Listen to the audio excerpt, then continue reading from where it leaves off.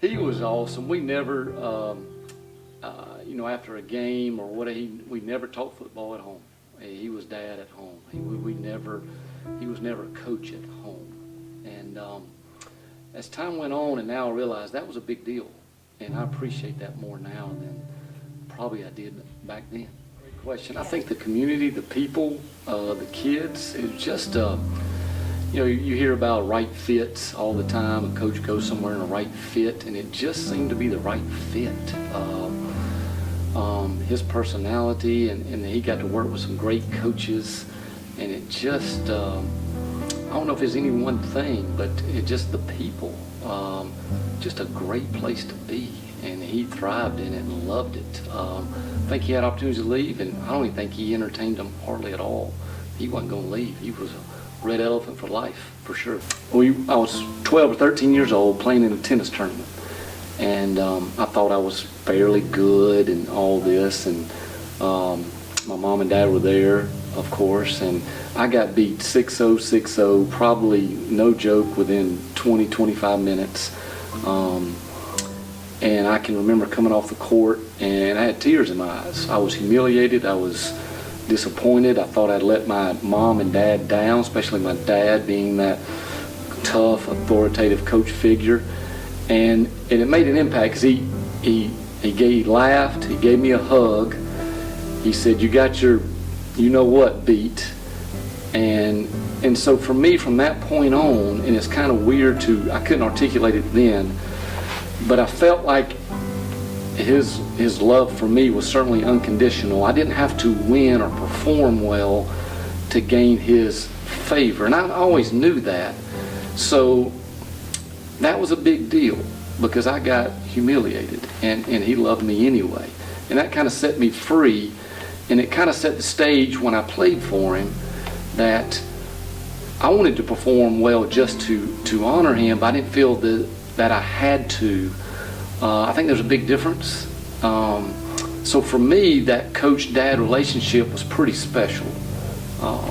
It's one that I have grown to love more and more as the years have gone past, but I was pretty fortunate to have that, because I know it is tough probably to coach your son. That can be, and all the little things that come with that. But it was pretty special. He did held me to a high standard, but that standard wasn't about the total result.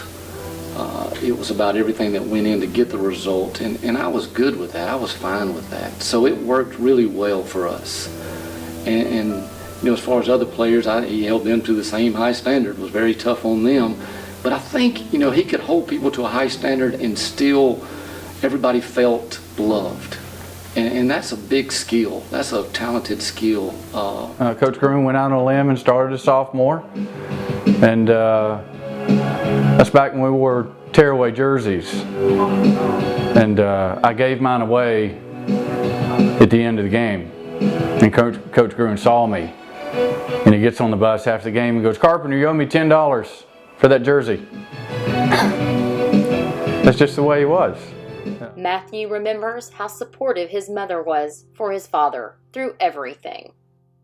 Certainly was the stronghold, because things get tough, and she certainly was there in the highs and the lows, and certainly in the highs she could temper him a little bit if need be, and in the lows raise him up. And as good and strong as he was, he needed her to do that. I mean, she was such a strong, and for me too, just a strong, quiet influence, that steady rock that we in the coaching profession, we all need, because there's so many highs and lows.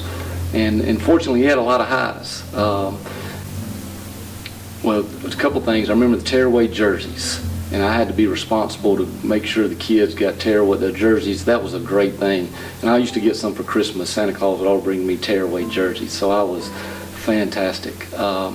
So I love that. I love the relationships. All the kids treated me like a little brother, and they were heroes of mine. I looked up to them like crazy. And I remember after a game, me and my dad, every game we would go to the Burger King and get a bacon double cheeseburger.